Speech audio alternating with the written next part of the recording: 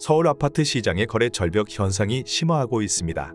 역대급 급락의 조짐이 보인다는 경고가 잇따르고 있죠. 최근 부동산 시장 동향을 알아봤습니다.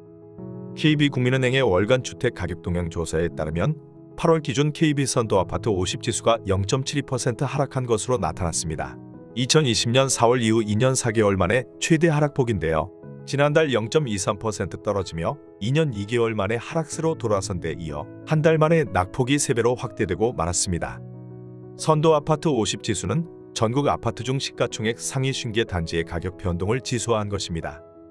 포함된 아파트들을 보면 모두 지역을 대표하는 단지들입니다. 서울 서초구 아크로리버파크, 강남구 압구정 현대, 레미안 대치팰리스, 송파구 잠실주공호 단지, 양천구 목동 신시가지 등 누구나 살고 갖고 싶어하는 아파트들이죠.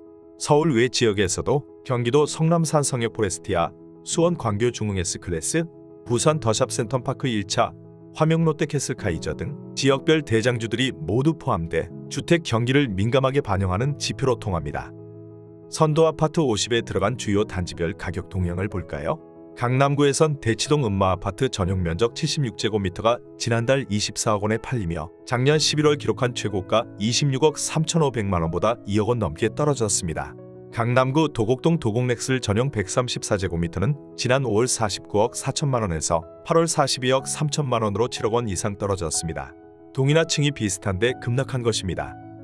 또 대치동 한보미도 맨션 전용 128제곱미터가 38억 5천만 원에 팔려 5월 직전 최고가 41억 4천만 원보다 3억 원 넘게 내렸고요.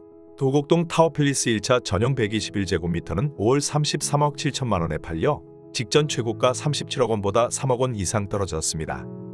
옆 송파구로 가볼까요?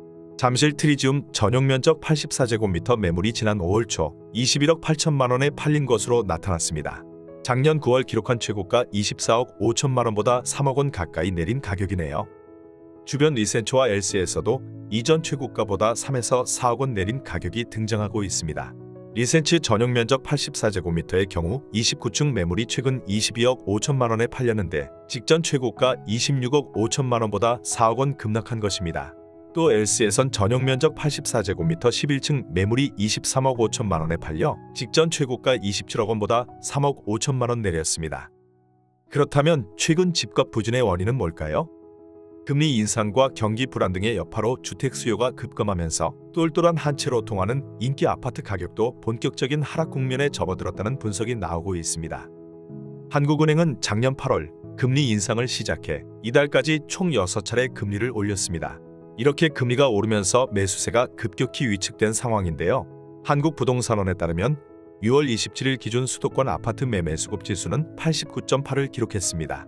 수도권 매매 수급 지수가 90 이하로 떨어진 것은 2019년 8월 12일 89.6 이후 처음이라는데요. 매매 수급 지수는 부동산원이 회원 중개업소 설문과 인터넷 매물 건수 등을 분석해 산출한 것입니다. 100을 기준으로 숫자가 작아질수록 매수자가 매도자보다 적다는 뜻이죠. 서울은 8주 연속 매매 수급 지수가 하락했고 전국 기준으로도 6주 연속 내림세입니다. 5월 초 다주택자 양도소득세 중과 1년 유예 조치 시행 이후 서울 외곽 지역을 중심으로 아파트 매물은 늘었지만 금리 인상 등 여파로 집을 사려는 사람은 거의 사라지면서 매매 수급 지수가 내려가고 있다는 게 전문가들 분석입니다. 끝으로 전문가들의 전망을 들어볼까요? 부동산 시장 한 관계자는 앞으로 금리가 더 오르면 무리하게 대출을 일으킨 사람들이 주택 처분에 나서면서 시장 충격이 더 커질 수 있다. 고해했습니다. 다른 전문가는 주택담보대출 금리가 연 7에서 8%에 육박하며 추가 금리 인상이 예고된 가운데 당분간 누구도 선뜻 매수에 나서기 어려워 거래 침체가 계속될 것 이라고 했습니다.